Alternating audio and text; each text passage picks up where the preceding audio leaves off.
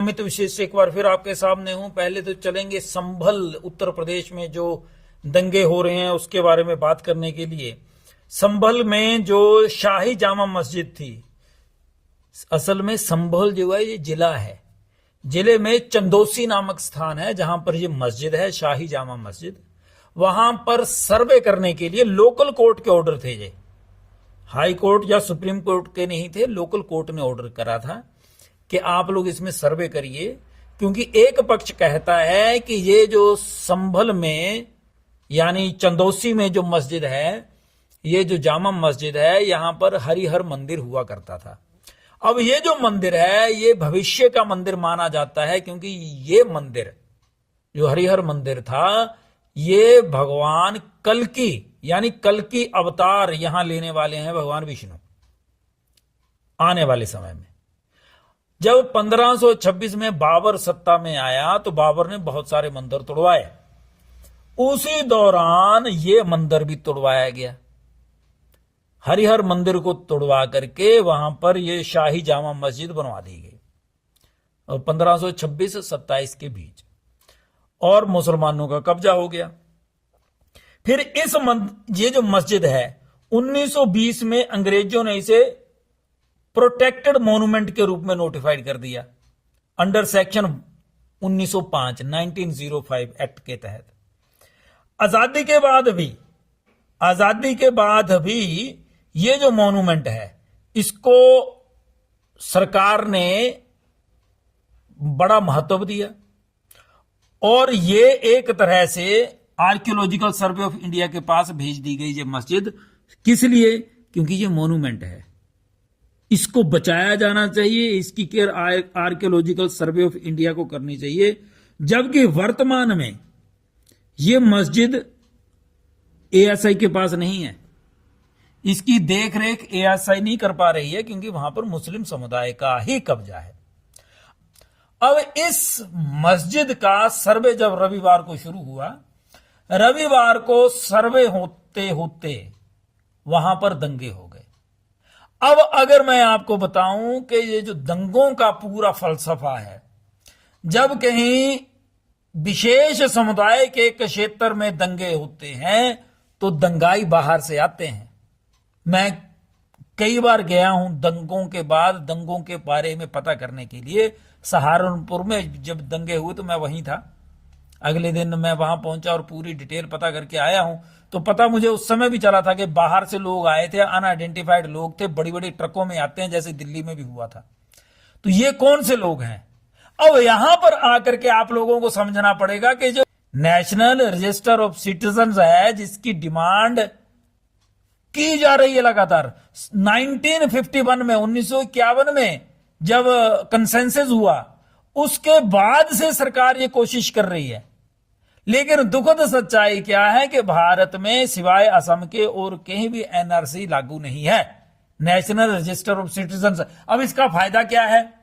आप हॉलीवुड की मूवीज देखते हैं, हॉलीवुड में बंदे की आंखें एक बार स्कैन करके एकदम से पता लगा लिया जाता है, कंप्यूटर पे सारी डिटेल आती है।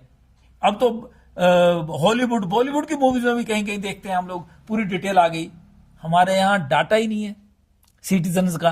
तो जो लोग दंगा करने आते हैं ज्यादातर वो बांग्लादेशी हैं, उनका तो कोई डिटेल भी नहीं है अपने पास। उनको ये प्रयोग करते हैं दंगाइयों के रूप में, क्योंकि उनका तो डाटा, आंखें चाहे किसी की भी स्कैन करके देख लो, अगर कोई जिनका थोड़ा बहुत आधार कार्ड बना है या राशन कार्ड है या कहीं पैन कार्ड बना है तो उसकी थोड़ी बहुत स्कैनिंग होगी, आंखों की या हाथों की या कुछ है। लेकिन ये जो बांग्लादेशी होते हैं इनका तो हमारे पास कोई भी डिटेल नहीं है, तो इसके बारे में पता कहां से करेंगे? इस मुद्दे के ऊपर ये जो दंगे, कहीं भी दंगे होते हों, और जो बाहर से दंगाई आते हैं ये वही होते हैं। अगर एनआरसी लागू हो जाए तो ये जो दंगाई हैं, ये जो आकर के चुपचाप दंगा कर देते हैं और इनका हमें पता भी नहीं चल पाता, ऐसा होना बंद हो जाएगा। जितना मुझे समझ है, जितना मुझे पता है, एनआरसी बहुत जरूरी है।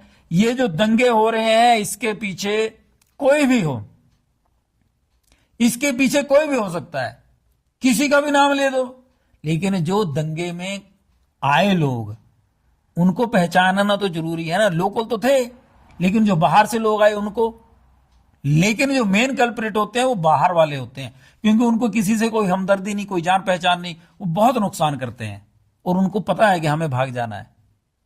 इस तरफ गवर्नमेंट को बड़ा ध्यान देना चाहिए। जो अपोजिशन के लोग हैं उनको भी चाहिए कि आप गवर्नमेंट ऑफ इंडिया के ऊपर दबाव डालें कि भाई साहब एनआरसी लागू करो, ताकि सारे जितने भी सिटीजन हैं कि अवैध रूप से बांग्लादेशी आए हैं, आप उनको भी बोल देते हैं ना कि जी उनको नहीं निकालेंगे, उनको जवाई बना करके रख लो भैया, लेकिन उनकी डिटेल ले लो।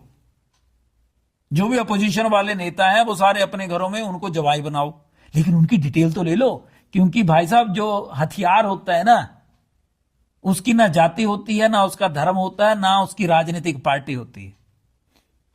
तो जो आज मस्जिद की तरफ से दंगा कर रहे हैं, कल को किसी भय से, किसी लोभ से वो मंदिर की तरफ से भी दंगा कर सकते हैं। अगर मान लो अपोजिशन, भारत की अपोजिशन पार्टियां बोलती हैं कि ये दंगे भारतीय जनता पार्टी ने करवाए, तो फिर वो जो लोग थे उनको आइडेंटिफाई तो करना चाहिए। तो वो कैसे करेंगे? एनआरसी अगर होता, हमारे पास सारे लोगों की डिटेल्स होते हैं, पता चल जाता कौन कौन है। चाहे मुंह पे जितना मर्जी मास्क लगा लो, अगर आंखें देख रहे हैं हम लोग, उसका थोड़ा बहुत हुलिया पता चल जाए तो पता चल जाएगा, और तरीके हो जाते हैं। ठीक है ना? तो एनआरसी की तरफ भी सरकार को देखना चाहिए, अपोजिशन पार्टीज को भी देखना चाहिए। और हां, इसके ऊपर अगर कोई बोलता है कि संसद में बहस हो, तो संसद में बहस के लिए आप समय मांगिए और बैठ करके बहस करने का स्वांग ना रचें, सही मायने में बहस करें, सिर्फ आरोप ना लगाएं, सॉल्यूशन भी निकालें कि इस प्रॉब्लम को, जो दंगों की प्रॉब्लम है, हाउ टू सॉल्व इट। तब मजा आएगा। सिर्फ इसलिए कि हमने बस हल्ला करना है, हम हार गए हैं तो हमने हल्ला करना है, हम जीत गए इसलिए हम सुनेंगे नहीं, मजा नहीं आएगा, जनता का भला नहीं होगा।